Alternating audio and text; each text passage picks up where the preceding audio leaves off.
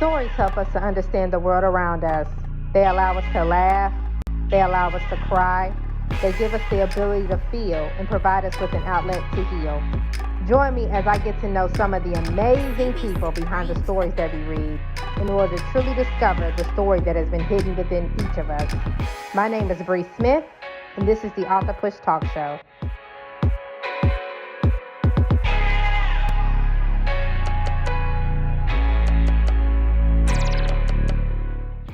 Welcome to another episode of the Author Push Talk Show. I'm your host, Bre Smith, and today we have a phenomenal author with us. Her name is Different Caldwell. Thank you so much for being on the show today, Different.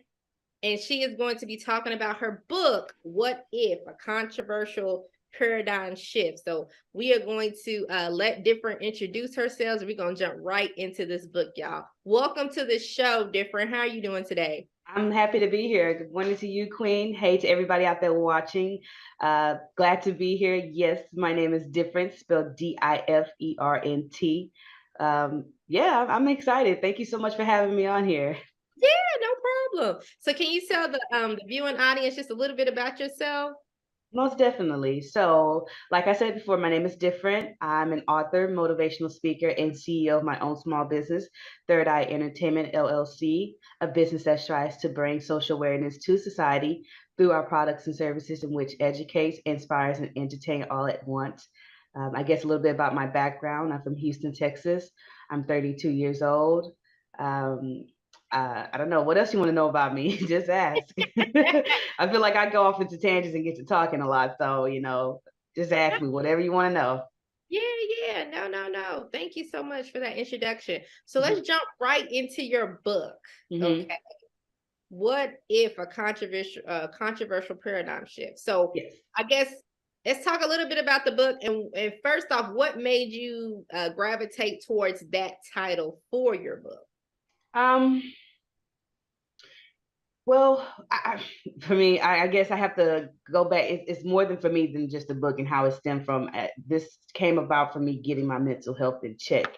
Um, and I guess so to bring it to how I came about the book would be to go back and say, so if you guys got time to listen, I can share. So like I said, I'm from Houston. I guess in my background, I started off by the age of 11. I had a pretty good upbringing until that time, and that is where me and my family ended up homeless on the street for around 3 years. And it stayed that way, living from pillow to post, literally slept at bus stops, cars, parks, shelters, and at one point even slept in a crack house. Um, and it wasn't until I was the age of 14 when a family member secretly placed me in foster care. They did not tell the other family members where I was for around 6 months. And within that 6 months, I found out that if, in the state of Texas, if you age out of foster care, they would pay for your tuition to college. And so then, right then and there, a light bulb went out in my head, and I just decided to use my street smarts to elevate my book smarts, and made that decision to spend the next 4 years being in the system. That's a whole nother story within itself. Um, but God still had plans for me because I went through that, trial and tribulation, and came out of that and ended up with a full ride to 4-year state university. And I ended up going to Sam Houston State University, and I graduated from there. And within that experience, it was just blessings on blessings. I was able to start my own student organization titled Pay It Forward. And within that, this is where my motivation speaking bug was planted. I would go to different high schools speaking about the importance of education and sharing my testimony. And kids would come up to me afterwards and tell me, hey, I'm going through the same thing, or I didn't know the state of Texas would pay for my college. And so, as well as I got the opportunity to travel abroad. I studied abroad at Kim Young University in South Korea. And within that opportunity, I got to travel to 8 other countries in 2012. And that's where my travel bug was planted. And fast forward to 2023, I'm up by just about 50 countries that I've traveled to. By the time I get done with that, I had my bachelor's degree in international business. I got 2 minors in economics and business communication, as well as I have a master's degree in entrepreneurship. I just got my real estate license renewed, as well as I have my insurance agent's license. Um, but all those blessings is still, as an adult, um, I still had issues to deal with inside me. What I went through in my childhood followed me through my adulthood, to where I was squandering all opportunities that came my way. Coming up in a chaotic environment, chaos was normal to me. And so when I got placed in foster care, it was like a completely different world. I was actually placed in good foster home with Black parents or Black foster parents, who had college degrees and lived in houses, big, nice houses. And that was just completely foreign to me. And so for me, I felt it was too good to be true. And so, my thought process was I'm the captain of my own ship. I decide to where it's time for, to sink it. And so that's what I would do. I would sabotage all the good things that came to me and that followed me throughout high school, college, and into my young adulthood, and to where I was squandering, career opportunities that came my way because I didn't feel it was good enough for me. There was one that set heavily on my mind to where I had a meeting with a well-connected person, and I just let those demons in the back of my head get to me, telling me, "Hey, you're not good enough. They're just taking mercy on you because you're a foster kid." And so I purposely showed up late to that meeting, and it just left a sour taste in that person's mouth. And years later, here I am sitting back, looking on it, regretting it, wishing, shoulda, coulda, woulda, until I had to face the ugly truth. I had to look myself in the mirror and say, whatever I went through as a child, it wasn't my fault. It was out of my control. But as an adult, it's on me to fix that problem. And Yeah. so I had to face that ugly truth and just tell myself that, although Black people don't do therapy, this Black girl is gonna go do some therapy and get her some help and get her mental in check. And that's just what I did. And so getting real with myself and talking with a therapist and being consistent about it as well is what led me to writing my book. That therapist encouraged me to get back into journaling, and that's where it started. And as well as being stuck in the house for the pandemic, couldn't go anywhere, and so that fed into my depression. And here it is, a couple of months after May 25th, 2020 happens, the day that George Floyd dies. And, he's from, we're both from Houston, excuse me, Houston, Texas. I'm from Fifth Ward, he's from Third Ward. And so his protest was right down the street from my house. And so I wanted to get involved. I wanted my voice to be heard, but when it all came down to it, I couldn't. I just felt that if I'm going to, have my voice being heard, I wanted to last longer than the protest, then after I'm gone. So that is where, I started to think, pray and meditate and ask God, what is it that I can do, to have my voice being heard that's going to catch people's attention as well as put me on the map. And slowly but surely, he started showing me, little things here and there. I was watching the movie A Time to Kill, one with Matthew McConaughey and Samuel Jackson. And towards the end, I don't know if any of you seen this or not, but towards the end, when he's giving his closing arguments, and he's asking these questions, what if, this little girl was beaten and raped? And then he asks that question, what if she was white? And, that shocks them. And so that's also where the inspiration stemmed from, just asking these questions. What if, this happened to you and your people instead of mine? And what if this was still happening to you and your people? Would you be okay with it then? How would you feel about it then? Was it justified? And if not, then why would it be justified for it to happen to us and not to you? And so the way that I've constructed the book is, Hang on one second. Hang on yeah, one yeah. second. I want to you said a mouthful, okay? I know I talk a lot and fast. I love it. I love it because I'm gonna break it down just a little bit. So, like, Yes. I love how you talked about because I think we shared our stories before, but I grew up in an abusive household. Yes. And so carrying that childhood trauma into my adult years, Mm-hmm. around 2020, around that time where it was like, okay, I got married, and then it was like, oh man, now I'm having to face reality of, okay, not only this relationship, but I'm also having to come face to face with myself and the ugly truth about myself, and not realizing that the childhood trauma. So I believe in that. I'm all for Black people, especially us, because Yes. we're so traumatized getting therapy. And I think, because like I said, a lot of people don't believe in it, especially in our community. And then, add the church proponent to it. And then it's like a lot of people in church be like, nah, it's just All you need is Jesus. But right. sometimes it be God leading you to that. And that's what I'm saying. I'm like, God literally led me there. He said, since you need therapy, go to therapy. It Yes, is ma'am. part of my deliverance. And so I commend you for that.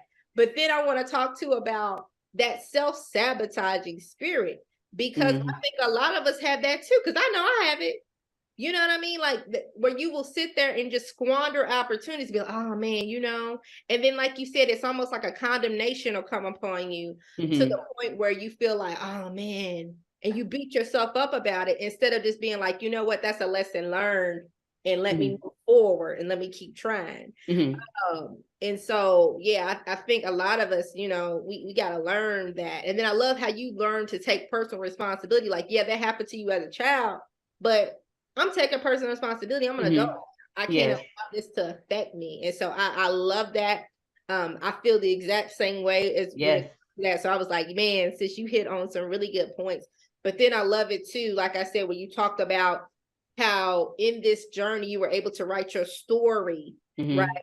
And even asking those questions, what if? Because you're right. If the tables were turned, how would you feel? And I don't think our white counterparts really have that, they truly understand that. Some think they cool and some of them think they know. But I'm like, no, you don't know the real story. Right, you know what I'm saying? They may experience it a little bit if they have a Black child, you know what I mean? But even then, some of them still, like, oh, like to turn a blind eye and look the other way. Well, they're gonna be so, and that's exactly why I've written it in this form. Is eye-catching, it's thought-provoking. It will rub some people the wrong way. But I want to stem back to what we said in regards to, coming up in that environment, in a chaotic environment, and having that notion in the Black community of, what goes on in this house stays in this house. And I think a big part of my business, well, I don't think, I know, a big part of my business with Third Eye Entertainment is that we push and advocate for mental health wellness awareness, and especially in the Black community, especially with women. And I just want to take this time to reach out to anybody out there watching and listening, and to know, and please understand that if you're going through any type of mental anguish, stress, illness, being depression, anxiety, bullying, having suicidal thoughts, please know that it is okay to not be okay, but never, ever, ever sit there and not be okay. Go get help. Go talk with somebody, a family member, a therapist, a friend. If need be, getting on medication. It's like that for some people. Picking up hobbies, cutting people off, do whatever it is that you have to do to keep your mental health in check and not go off the deep end and possibly take anybody with you. I've noticed that, hurt people hurt people. And so when it comes to, getting your mental health in check, it's not just about you, it's about saving others as well. And so for those out there that may need it or know somebody who may need these mental health resources, please feel free to share it with them. The crisis hotline number is 1-800-273-8255, or you can call or text 988, or you can text 741-741. And for those that would like to, you guys can go online and visit mentalhealthishealth.us, or you can visit 988lifeline.org. And please remember, although I am giving you guys these mental health resources, it's on you to do your own homework and your own research and find what works best for you. Because at the end of the day, you guys are the captains of your own ship, and you decide where to navigate the water, as well as whatever trial and tribulation you guys may be going through out there.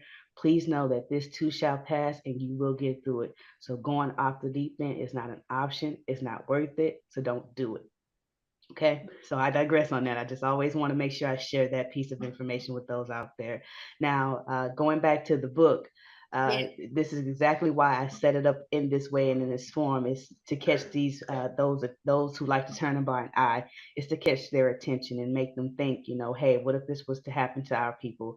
I have it, like I said, set up in four main paradigms. I have historical, political, precedent, and hypothetical. And with the historical side of it, it's just, detailing and, like I said, an erase role reversal of all the events and historical deaths that have occurred in the African American community. So for instance, right off the bat, when you turn the first page in historical paradigm shift, you see me asking the question, what if in 1619 Africans started dealing in illegal slave trading, whereas they kidnapped millions of English women, men, and children and brought them on slave ships to America?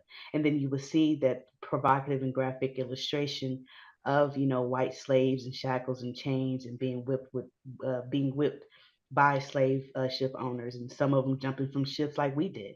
And so it's basically, none of the things I'm saying is false. These are true events that have occurred in America. These are factual, things. Only thing is that it's just a race role reverse. It's just different skin pigmentation. It's just flipped. And so, and it's the point of the book is just to get that conversation rolling that needs to be had. And often, in my theory, when we have these conversations consistently and keep pushing for, change, or talking about, accountability and acknowledgement of the wrongdoing that's still ongoing, not just with the past, that's still ongoing. And then, in my theory, that is where we can see, systemic change over time. I'm well aware that it's, change doesn't happen overnight. It takes more than one person, complaining and moaning about the issue. It's going to take, multiple people from multiple backgrounds, not just black and white, to come to the table and have these conversations that need to be had, as well as for those, that have common sense and that are mature enough, and as well as, again, be advised that this is a sensitive content. I do have the parental advisory sign on the book. But for those that are mature enough and have common sense, be it black, white, brown, yellow, whatever the case may be, that understand between, the first three paradigms, hypothetical, political, and president, and they can make it through to, excuse me, a hypothetical paradigm. They will see it's not just about pissing people off or rubbing people the wrong way. I'm talking about unity, coming together as one, accountability, acknowledgement. I not only just mentioned, black and whites. I pay homage to Native Americans, Muslims, Hispanics, even the LGBTQ community are included in this book as well. And so, for those out there that are, mature enough to handle it, please go to my website, differenceworld.net, and get your copy of it. I often tell people, if you can't take the heat, then don't bother coming to this kitchen. But I'll switch it up and say, if you can't take the heat, still come on to the kitchen. Just get your little fire blanket. You'll be okay. Because that's the point of it all, is to have these conversations that, people like to turn a blind eye to. As well as, I also want to know, for anybody out there that may be feeling or thinking that this book is like a tool to inspire, radical black people to uprise against the white community. No, it's not. Please stop that. It's just simply a book that pushes that envelope and gets the conversation rolling. And the reason, and you asked earlier, what made me come up with the concept of controversial? Well, looking back on it and doing my research and seeing, the TV shows they have out there, uh, society likes controversy, whether we want to admit it or not. It gets people attention, they gravitate towards it. So that is why I chose the controversial route, because it would get your attention. But for those, like I said, that read on through the book, and they will see it's not just about rubbing people the wrong way. They say in writing that's that attention grabber. And so I went the controversial route to get your attention. And now that I have it, listen up. And so that's what it's all about. It's just, coming together, having that talks that need to be had. And like I said, I'm well aware that change doesn't, happen with just one person. It's not going to happen overnight. But what if, Bree, what if this was the generation that plants the seed for the next, or the next generation? I see it happening. I just don't see it happening overnight. It's going to take some time. And so that's why I encourage everybody out there, that's a part of the community, the Black community, to get this book, read it and share it with others, have the conversations, post your reviews. I'm looking to you guys, my target audience, to help me, spread the word, because of course they're not going to want to pick up the book and read it. But unfortunately, at the next protest that we have to have of an unknown Black person, I want you guys to show these illustrations, and hold them up high so they can see what it is that we are going through and what we feel. And maybe then they will start to understand. Yeah, yeah. I mean, I love it. The entire time you was talking, it was like God was downloading to me. Mm-hmm. And I don't know if you've ever thought about this, but I really see you doing activism. I feel that as well, but I feel like more of a motivational speaker, you don't just want to be because no Black activist, because the way that it is, like, for real, like, I really see you getting out there. And I don't know if you've thought about even like sharing your book with some Black activists. I thought of it. Yeah, like sending your book to some Black activists. I'm seeing you doing TED Talks. Our white yeah. Hey, speaking into existence. But no, for real, I literally can see you doing a TED Talk about this. You know what I'm saying? And from that really growing, and I even see you like on TikTok. I don't know if you got like little TikTok reels. I'm learning it. yeah, but like literally getting this out, because I really feel like this needs to be a part of the conversation. Yes. And I feel like this is the other side of the activist part. And I know you say a motivational speaker, but I'm telling you, I really feel Black activists. Yeah. You Okay. know, pray about it, think about it, meditate on it. But Yeah. I Hey, really, who knows? If it's in the cards for me, definitely. yeah, I really see you doing that. I'm telling you, because this Yes. book, like, when you were describing it, I'm like, people do need to hear this book. Hmm. Like, people need to hear this book. And like I said, even if you're not going to be like the activist, like if you could just get it out to some Black activists that are prominent in the community, you That's a know, good idea. so that they can start talking about this book and bringing this into conversations. I know a guy I interviewed last year, actually here in the DMV. He has a company called Truth Be Told, and Mm-hmm. uh, he talks about Black history, right? Like the facts Mm-hmm. of African Americans here, you know, what happened during slavery and things like that. Powerful story. Didn't even know half the stuff that took place in the DMV. But like Mm-hmm. connected with more people like that, and even in the African American Museum, you know, like really just getting it out, like pushing. Yeah. I Oh really, yeah, definitely. I really see that being a part of the conversation. Definitely. And thank you for that. That's like you playing the bud in my ear. See, now I got to go get online and search Black activists now. Thank you. You're welcome. No, for real. I love it. I love it. I love it. So what's some next, like what are your next steps? Like what do you plan on doing? Well, Book I've or your been doing business? some speaking events, virtual speaking events right now, as well as building and dropping vlogs for my YouTube channel. Right now, I'm trying to build up subscribers to my YouTube channel. With that being said, you guys, please go to my YouTube channel and subscribe. Difference World YT, come and learn. Um, I like to think of myself as an eclectic woman. I'm not just about, talking about systemic racism and pushing for social awareness. Like I said, with Third Eye Entertainment, we're all about entertaining, educating, and inspiring. So when you go to my YouTube channel, you'll see I have a content schedule. I do motivational vlogs, social awareness vlogs. I drop my podcast interviews as well as pop culture reviews and my travel vlogs to entertain and inspire those out there that have not traveled the world. Like I said, I've been to just about 50 countries. And so I dropped my vlog sharing. I just dropped Rome last week, Cairo. Go check it out. That's why you guys, like I said, my tagline is come and learn. And so go to Difference World and come and learn about your girl. What else I got going on? Uh, my motto is manifest, plan, and prepare. So right now I'm manifesting, planning, and preparing to get on the Rolling Martin Unfiltered podcast. I feel that that's one of the next step where I should be, where I belong, as well as to push this book. That he has a huge platform of people that would understand where I'm coming from. And so manifest, plan, and prepare is what I always tell people. And the story behind manifest, plan, and prepare, it stems from my life and what I went through and how I realized the power of manifestation is real, as well as with the power of tongue. Um, I realized that when I manifested my worst nightmare into existence out of thin air, and I told myself that if I can manifest my worst nightmare, why not manifest my biggest dreams? And so when I say manifest, that means removing all the doubt, all the fear, all the naysay out of your mind and reprogramming it to a positive one. Believing in yourself, believing in the universe will give you what you need. Uh, um, and as far as planning goes, getting it out on paper, coming up with a plan of action, writing things down, putting pen to paper, and having, multiple backup plans, exit plans. You can't plan for the unknown, but you can expect that it is coming. And when it does, you just have to, be mentally prepared that whatever you're going to go through, you will get through it and it too shall pass.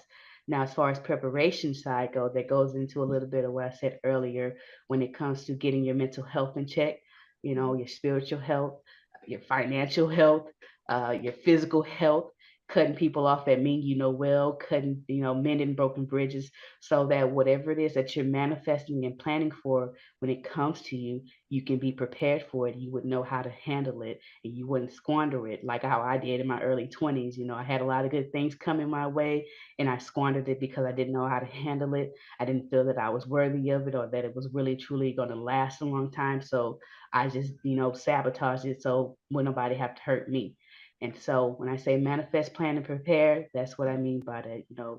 Get it out and see it in your mind, write it out on paper, and then prepare for it to come because it surely will.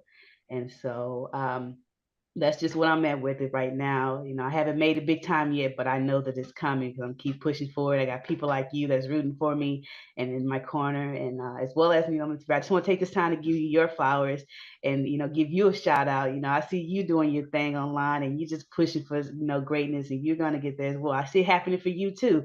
So keep doing your thing, and that crown on your head, you are rocking it oh so well. I heard you just got a birthday, so I know you were partying, had a good time. I can see you with your long hair flipped. You were doing your thing. So, and then so keep shining on them and keep putting pressure on their neck. And I'm going to do the same.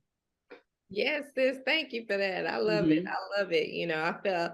I wish more of us would learn to come together. Yes. It's like we got so much, what I'm saying, hate out there from the world. What I'm saying? Yes. We got to learn to love each other. You know what I mean? And in reminding each other that we're kings and queens, and as well as that's why I put salutations when it comes to our people. Always yes ma'am, no ma'am, because there was one point in time in history, we didn't get that respect that white people automatically get.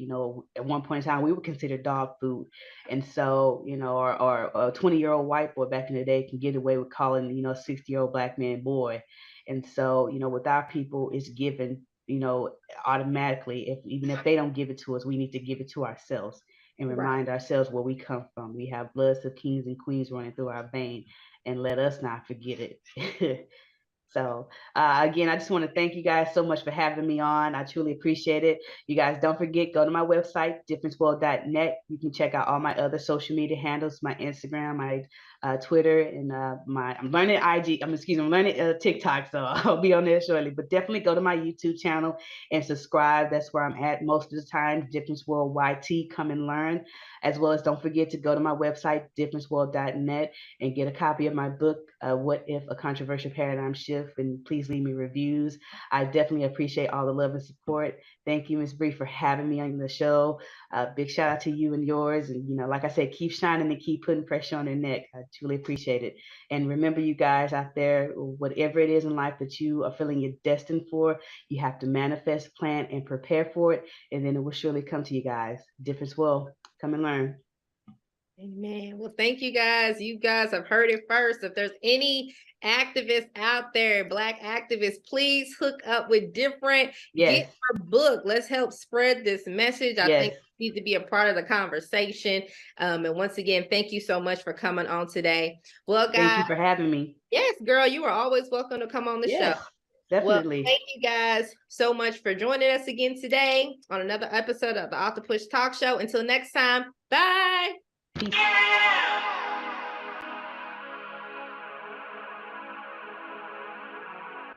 Stories help us to understand the world around us.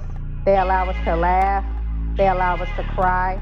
They give us the ability to feel and provide us with an outlet to heal.